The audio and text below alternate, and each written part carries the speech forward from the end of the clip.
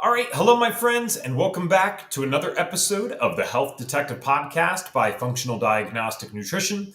My name is Evan Transu, aka Detective Ev, and I will be your co-host for today's show. We're doing episode number 11 of Lunch and Learn with Lucy McKellar, Executive Director of the Association of Functional Diagnostic Nutrition Professionals. And if you're on video, actually, even if you're on audio, this is going to be a wild ride. And why I say that is because I just moved. So for those on video, this is a lawn chair, a camping chair that I am sitting in.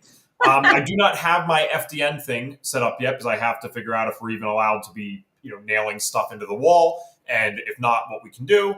The light is makeshift, and then I just found out we are missing a piece of my otherwise normal microphone, so I'm not using that. So if this is your first time tuning in, one, I pray to God it's not. But I promise you, the aesthetics and audio quality are normally higher tier than this. Lucy can attest to this, but we got to do what we got to do sometimes and just get through this. So, Lucy, welcome. And I always keep it entertaining, don't I? Yeah, absolutely. We're just going to roll with it. It's going to be fine. Yes, so we're glad to have you back. We went over in the last Lunch and Learn. We kind of did an intro to leaky gut overall. I did that by myself. So we are going to review some of that, and then we're going to go into mucosal barrier assessment testing. It is one of our 5 foundational labs at FDN. So remember, we have an acronym that you can use to remember what we test for. And that acronym is HIDDEN. So it stands for Hormonal, Immune, Digestion, Detoxification, Energy Production, and Nervous System. So one of our foundational labs is the mucosal barrier assessment because we absolutely believe that the leakiness or the permeability of one's gut is a huge factor in their health.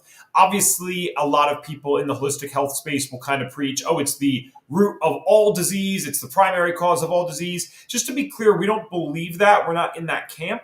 But we do believe it's involved enough that it's considered a foundational lab at FDN. And certainly anyone with chronic illness is going to almost always have a notably increased level of intestinal permeability. So correlation is not causation, but the great news about this is, I look at it this way.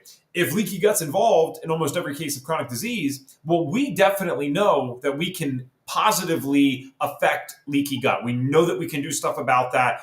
That's even in the Western literature. There's things like very simple things like L-glutamine can help, lowering stress can help. So very cool stuff there. I see one person in the chat already. We got Tracy Williams, great information no matter what with you too. So let's hope so, Tracy. Let us hope so. I want to share, if I may, Lucy, we're going to share the diagram that we used last time. And I cannot stress enough, this comes from Dr. Josh Axe. So this is not mine. It is not FDN's. But we are using it because we think it's amazing and you should check out his stuff. So you can see my screen now and see the diagram, correct? I can, yes. Awesome. So just as a review of what we're talking about here, I always like this diagram to kind of paint the picture of what is leaky gut? What is intestinal permeability? What does that even mean? So obviously it's not a cartoon normally in your real body, but this is a good diagram that kind of shows you what we're working with. So you can see these little blobs almost that have like fingers at the top or hair-like things, you could call it. And then below that is the bloodstream. So it's not quite this simple, but for the sake of today's conversation, it can be. So the blobs are the epithelial cell layer, the outermost cell layer in your intestines. So that's what people are talking about when they say leaky gut. There is a disruption in the integrity of your intestines. Usually they mean the small intestine. And when there's a disruption there, that creates a problem because as you can see, it's very close to your bloodstream. It's very close to this first line immune defense. So when a gut becomes leaky or when the intestines become permeable at a level that's not normal because there is some level of permeability always present, to be clear, and it kind of fluctuates and ebbs and flows depending on how much stress you're under. In today's world, we're under so much stress that the permeability is abnormally high and it stays that way for abnormally long periods of time. So what occurs when this happens is all the things that you consume on a daily basis, directly or indirectly, so directly could be foods, indirectly could be the microorganisms, toxins, bacteria, just pathogens in general. You're not trying to consume those, but they are things that are a part of life, whether it's in our water or on our food or whatever it might be. Those things now have a one-way ticket into your bloodstream. they're able to go through these cells or around them, even, you can kind of word it that way, into the bloodstream. And then what your body does with that is where the issue lies. So it's not that the body's inherently flawed. Remember, the functional perspective on the body is typically that the body's always doing the right thing. Even in the case of a cancerous tumor, it was trying to isolate certain dangerous cells so that you would not get sick in the rest of your body. In this case, it's still doing the right thing. It's just that the input was wrong. So when these things go into the bloodstream, the body rightfully assumes this shouldn't be happening. This is dangerous. This is bad. We need to create an immune response for it. This is one of the reasons that food sensitivities are so common. You're seeing people that are like down to like 4 or 5 foods. That's all they can eat. It's because they keep developing food sensitivities to all these different foods. You're seeing it obviously with the microorganisms and toxins that get directly into the bloodstream. That creates a huge immune response and is going to be very stressful on the body. And then this can lead to certain things that you can see on the bottom of the chart. You're going to have nutrient malabsorption, because when the cells are kind of destroyed on that epithelial cell layer, your nutrient assimilation is not as good. It can lead to autoimmunity because you have these constant triggers that are now telling the body to attack itself. We already mentioned the food intolerances that are at the bottom there. And then very scary is the blood-brain barrier breach, which we can talk about when we go over the test. And then, of course, you just have systematic inflammation, which I say, of course, like it's no big deal. It's a huge deal. The longer that we do that, the more likely we're going to be in a disease state. So that's kind of what I talked about with them last time, Lucy. It's a summarized version. So I don't know if you ever used this chart, but I'd love to hear, because I'm sure you have a different perspective. Like, I'd love to hear how you view leaky gut or what you have to say about it so they can kind of maybe get it a different way in their heads. Yeah, I mean, I've used a different one of his before. It's the first time I've seen this one. I must have used an older one. But yeah, pretty much along the lines of what you were saying. Completely agree. What's interesting is this is something that I have just discovered that I am dealing with in quite an intense way. I actually ran an MBA recently, which I am going to be sharing with you guys. And it did indeed confirm that I have quite intense leaky gut. And so that has been the sole focus of what I have been working on in my healing journey. As we know, we go into these healing journeys and we're really hopeful that they're only going to be a couple of months, but kind of 3-4 years later, I'm still dealing with these things. And actually, it's kind of testament to what Reed always says about running all the foundational labs. I actually did not run this lab. It's not through fault of my own. I don't, take responsibility, but this lab actually was not available at the time that I went through the course. And I kind of did that thing that you kind of touched on at the beginning, Ev. I saw that I had Candida and I saw that I had H. pylori, and I was like, that's it. That's the sole focus of my healing journey. Like, that is the reason I am the way that I am. And it was a huge contributing factor. And unfortunately, it keeps coming back, and I couldn't work out why. And I now understand why. It's because I have such leaky gut and things are sneaking in when they shouldn't be. It's kind of all coming together, and yeah, I'm getting there. But can I share my screen? Sure. Let me stop sharing this. Anything you want to add before I I was going to ask. I mean, I'm sure if you knew, you probably would have fixed it already. But I am curious, just so people have an idea. What do you think might still be contributing in your life to, I mean, it sounds like the way that you worded it, it's pretty significant. So it's one thing to have it at all, but why do you think it's still there in a significant way? I actually didn't heavily focus on gut healing. So I did DRES, so diet, rest, exercise, stress reduction. But at the time when I was going through these results, I thought that the bulk of my issues had happened when I was younger. So I was on an antidepressant as a kid. I was on for about 9 years. I used to do some dumb things with it, like taking it on an empty stomach. I would, as I got a bit older and I was drinking alcohol, I would take it with alcohol. And all of these things significantly contribute towards gut permeability. And obviously, I thought when I was running, I think I ran like this sex hormone panel, and I ran a GI map, and I ran an MRT.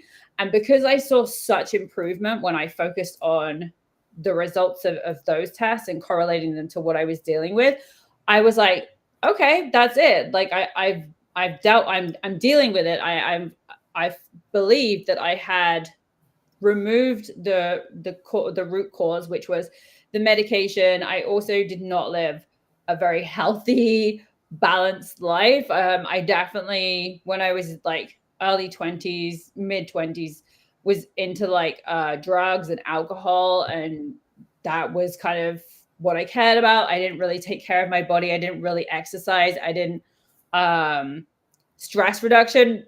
What was that?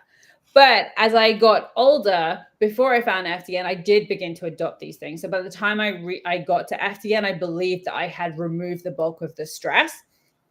And so I went through the program, and I did a small amount of specific gut healing. I mean, obviously, all of the things that we do ultimately contribute to gut healing. But in terms of like supporting my gut, I was drinking some bone broth, and there was I think I took support mucosa for a bit, like throughout the program. And I just saw such improvements that I was like, it's cool, I'm fixed. I did it. And what I found is that the H. pylori keeps coming back. And now from running this test, I can see why. It's because I have not healed the leaky gut. And so things are still getting in, and they're still affecting my body and causing inflammation. I am nowhere near. In fact, to be honest with you, it's pretty difficult because I'm actually not very symptomatic in terms of what I'm dealing with day to day. Like Ev and I have had multiple conversations about this, but if you're tuning in for the first time, I very much had severe mental health issues. I suffered with chronic panic disorder. So I was having, at my worst point, I was having, 3-4 panic attacks a day. And I just lived in chronic anxiety. And aside from that, I never really had any other symptoms except for bloating. But at the time, you think bloating is normal because that's what we hear. I don't have bloating anymore. I don't really deal. I mean, occasionally I will, obviously, but and I don't really deal with any mental health issues. So it's been kind of hard for me to recognize when things have been cropping up. But from running this test, I can see that I do have leaky gut, and the H. pylori is going to keep coming back, and other things will probably get into my gut, other pathogens, and the balance of my gut flora will be on the negative side, like more like unwanted bacteria than good. Gotcha.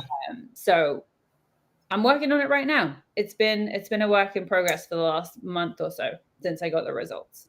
Okay, cool, fair enough. And so just so you guys know, what Lucy meant before as she shares her screen is that when we went through the course, all tests were not included at one point. Like I only got 2 tests. You probably got what, 2 or 3? I got 2, and I paid for the MRT. But when I was going through it, the course was actually shifting. We just changed labs. Okay. So we didn't have the opportunity to like pay for the test or do the test that we have now. Gotcha. Yeah, and so that's what it was back in the days, guys. I think even preceding me, I think there was a time where it was only 1 test. It was the hormone thing. So now when you go through the course, you get 5 tests, including the one that we're about to show you to use on yourself, and you do get personalized recommendations with your mentor on the results. So it's kind of cool. And let me show your screen. I have to give permission here. Beautiful. Looking good. We got it. All right. Do you want to break down the first one? Yeah, go for it. Okay, so again, this is our MBA, not a business degree, our mucosal barrier assessment. I use that joke so much, like it's going to be bad for the people that watch me all the time. I gotta take a break for like 6 months. So it is a mucosal barrier assessment. As you can see, it's not a test that has a ton of different results. So it's not super complicated in the sense of you don't have to know 25 or 30 or 40 different markers like the GI map. There's a lot to do on there. Now, that's not to say that we don't get a lot of insight from this particular test, right? It's just to say it's a little simpler and more straightforward to look at. One thing to always note, too, is whenever we're looking at these tests, They are created by a separate lab. We like the lab. We think they're great. That's why we work with them. But reference ranges come from running tests and getting the average of about 95% of people. And in that reference range includes people who have autoimmune illness, who are sick, and that's just sick by Western medicine standards. What about by our standards and the people watching this? We have a different set of standards that we would probably consider unhealthy, that a lab would never consider unhealthy, or really just the way that these studies are ran, they wouldn't consider it unhealthy. So always keep that in mind, that when we're looking at results, if something's high, generally speaking, we would look at it as probably a bit higher, right? Especially if it's a negative connotation with that. And if it's low, it's, maybe, especially if low is bad, then we'd expect that to be a bit lower. So the first marker here is zonulin. And this is actually one I wanted to make sure we have notes for. So if you see me looking elsewhere, it's just didn't want to make sure I missed anything for this one. Absolutely. So zonulin is a protein that plays a critical role in regulating the permeability of the intestine. So this is why we're looking at this marker on this test. We're actually trying to see, okay, if this is elevated, we can start to guess that there is a lack of regulation there, and you are having increased permeability in the intestines. Now, with that said, just for a little side note, you'll almost always see this moderate or high in people that would run a test like this. There is a small percentage of the population that actually has a genetic issue where they would not produce zonulin almost at all. And so it would be very low in them, even if they were otherwise sick. I forget what the exact genetic mutation is, but it does exist. And that's why some people could be low. So generally speaking, if you were running this test on someone or yourself, you would see this right in the middle, and that would be ideal, or you would see it high. One of the things that can trigger this, and we know this, and you guys probably have heard of this, is gluten sensitivities or celiac disease. That is something that can raise zonulin up. And that's why we see in celiac patients, they have like the worst leaky gut in the world, right? They go in with a scope and they can see, the blunted brush border. So what that is, that's the chart that we showed before. Those little cells, the epithelial cell layer with the hair-like things. A blunted brush border means that the hair-like things are chopped, basically. So it's very low. You can't get the nutrients that you need, as we mentioned before. And that's why celiac patients usually have other symptoms and other diagnoses before they get diagnosed with celiac disease. They start presenting with other things. So zonulin's very high in them. And you'll also see this in people with other autoimmune conditions, such as type 1 diabetes, multiple sclerosis, rheumatoid arthritis, IBD, which is kind of interesting. Because again, this is an association, this is a correlation type of thing, but you do start to wonder if we can correlate that all properly, and we can do something about it. Would that not help people with these diseases? I'm particularly interested in type 1 diabetes because I've never interviewed someone on this show who has reversed that or become asymptomatic, although we've probably done that with a good chunk of the other autoimmune diseases. So if you know anyone who's done that, let us know. But I find this hopeful considering that it seems to be so correlated with it. But yeah, that's probably, the other thing I wanted to hit on with zonulin is you can do this on a GI map. So if you guys have ever ran a GI map, you'll see that there's an optional add-on for zonulin. We're not arguing against that because there might be a time and place. But the problem with stool zonulin is that it's only going to last for a very short period of time. Like it could be hours, according to certain studies, so it might not be that useful. Whereas this test particularly, believe it or not, this is not a stool test. You might assume that because it's a leaky gut test, quote unquote. But this is actually a finger prick. So we're getting a blood sample. And when you get the blood sample of zonulin, that can actually last weeks as opposed to hours. So if you do have the ability to do a finger prick blood test, we're always going to recommend, and this would be true in the USA, this is true in Canada, we'd always recommend going with this rather than adding on zonulin to the GI map. There are certain places around the world where the best option for you might be adding zonulin on. So I think I hit on all of my main points for that. Yeah. You got anything? Yeah, well, I just wanted to make note, as you can see from my my test results, my zonulin is pretty high. We're hitting over 13, which is counted as high. Tracy's asking if I have celiac disease. I do not believe so. I have not been tested, but I don't have like typical celiac responses when I because I do eat probably going to stop after this, but sourdough, and it doesn't, I don't have any outward symptoms that I'm recognizing anyway. So, but maybe that's something I should look into and go get checked out, because obviously this is quite high. All right. So the next marker you can see on this test is histamine. Now, it's not outrageously high in the same way that the Zonulin is, thank goodness. But obviously, we like our results to be firmly in the green. And this, I'm hitting almost a 1.2. It's 1.19. That now, histamine is an organic compound, that is, it's just involved in basically local immune responses. So it helps to regulate function in the gut. And it also acts as a neurotransmitter, which, if you remember from the podcast we did on hormones, is just little chemical messages that send signals around your body.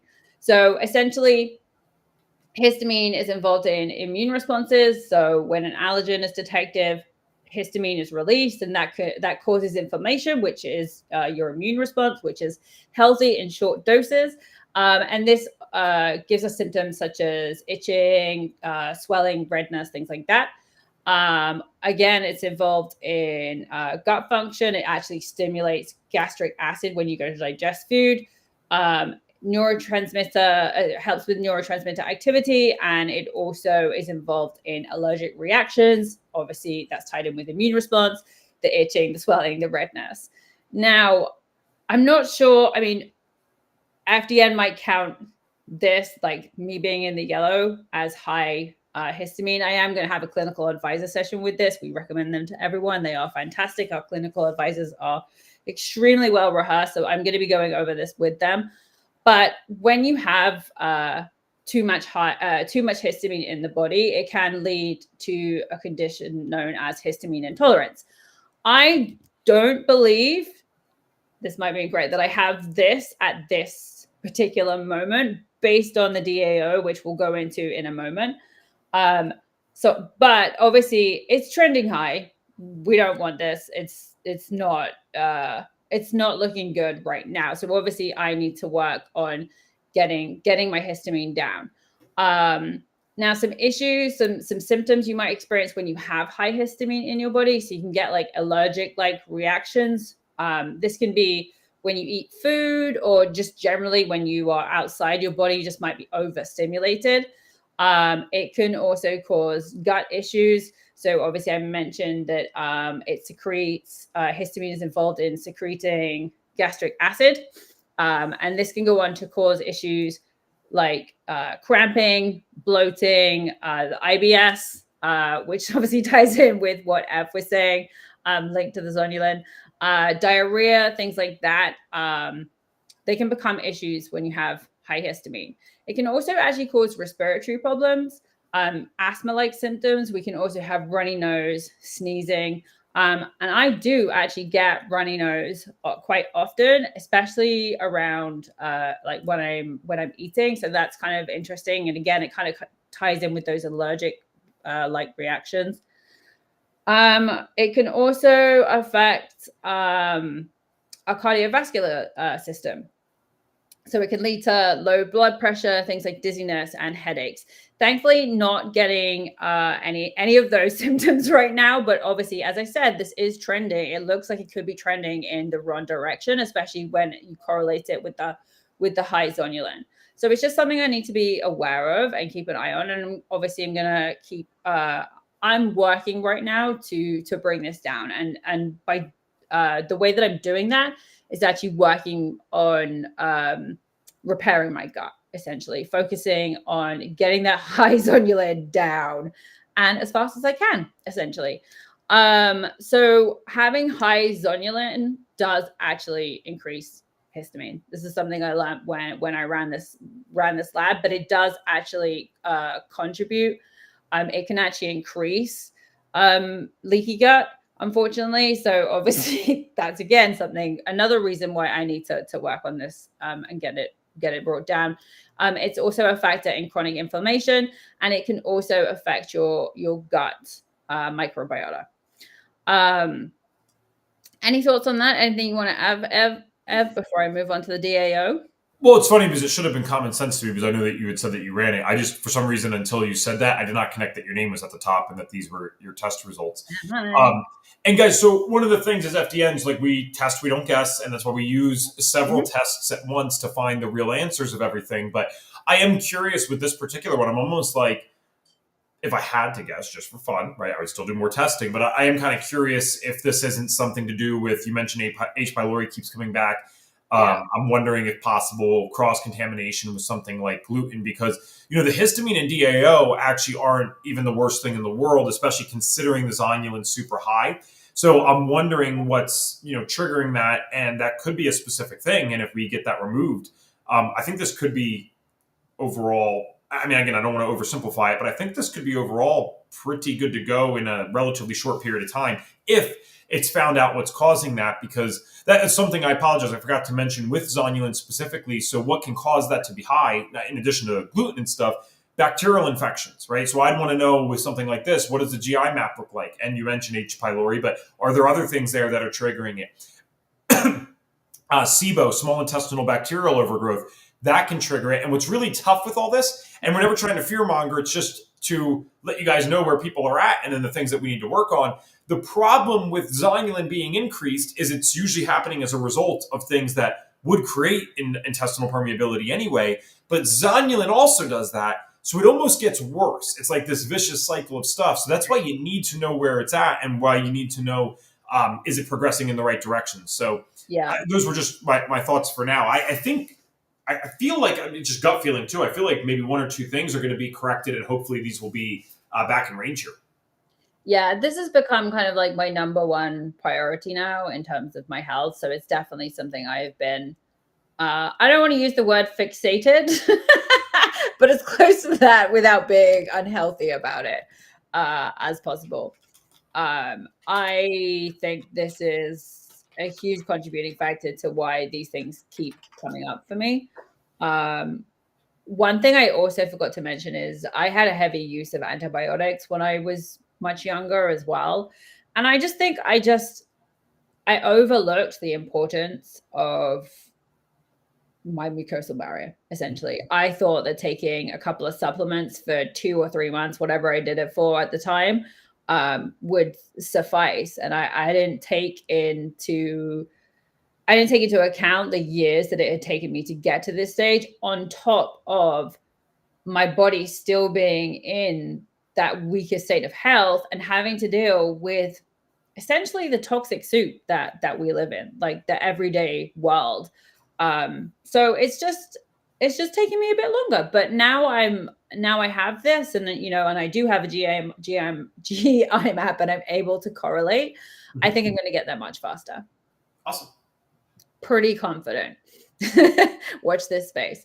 So DAO is basically just an enzyme that is involved in the breakdown of histamine, and it's responsible basically for degrading the histamine. Now, surprisingly, compared to all the other results, my DAO is actually pretty good. Now, I do want to check on this with FDN, because as Ev was saying, we have our own ranges that we have worked out based on optimal health. So I want to check that this isn't too low, because I do know if you go down to the histamine and the DAO ratio, that basically that explains how well the body is breaking down like histamine essentially, and how balanced it is. I feel like this on my test, because I am in the green, it looks okay. But what I want to check is that it's not too low. It's not hitting the red, but I just want to make sure with a clinical advisor that it isn't too low, because if it isn't too low, then that means I'm actually not breaking down histamine very well, and that's when it can become an issue. So yeah, these are just things that I'm going to be working on over the next couple of weeks, months probably. All in all, obviously the zonulin is extremely high.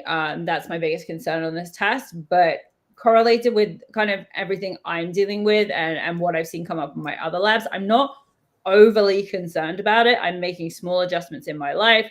As I just mentioned, like sourdough. I mean, not that I ate it that often, but as we know, that doesn't matter, unfortunately, with gluten.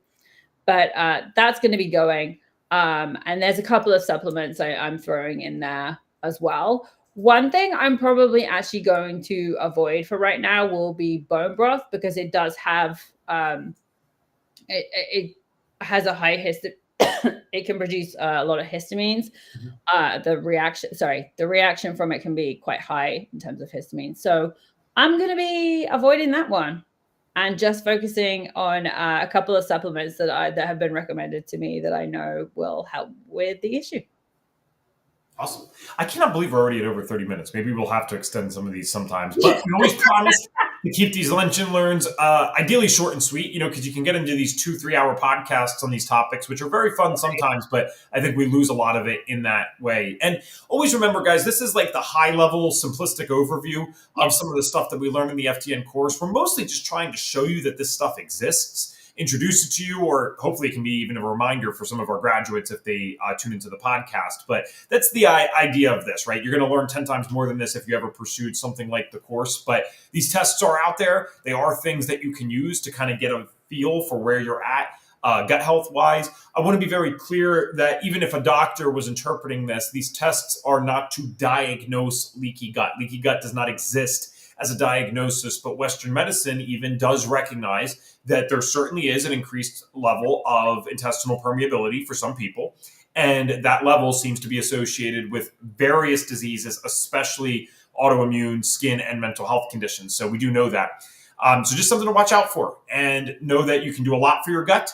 And still testing is beneficial, as in Lucy's case, right? You're probably living more intentionally health-wise than 98% of the population, and still have some stuff there. I'm sure if I ran this randomly right now, especially after my exposure to mold last year, I would not like the results so much. So Tracy said, thank you for sharing your present health journey, Lucy. Very encouraging. Yeah, I think it's great to just be transparent with stuff. So I do appreciate that, Lucy. It's always... we've both shared our own test results now, and I don't really think twice about it. And I'm like, yeah, that's on the internet forever. So... Yeah. Well, I think it's important to share the journey. I think, especially as health coaches, we talk a lot about the end result, which is great because that inspires other people. But I think it's still important that, we're all human. We've all got to do the work. It doesn't always go to plan or as quickly as we want. And there are setbacks. Yes. I think the only foundational lab we haven't gone over, I don't think we've gone over an MWP, a metabolic wellness profile. So what we'll be doing next time is we'll do kind of an intro. Not to the test itself, but an intro to the concepts like we've done in these other Lunch and Learns. And we'll talk about why we're even looking at what we're looking at in the metabolic wellness panel. A lot of that is involved with breakdown of protein, detoxification pathways, and oxidative stress. So we'll do a high-level overview of that. And then in Lunch and Learn number 13, which will be 2 from now, we will break down the test itself, the metabolic wellness panel, which is our last foundational lab here at FDN. So I'll be looking forward to that, Lucy. And thank you as always for coming on these Lunch and Learns. My pleasure.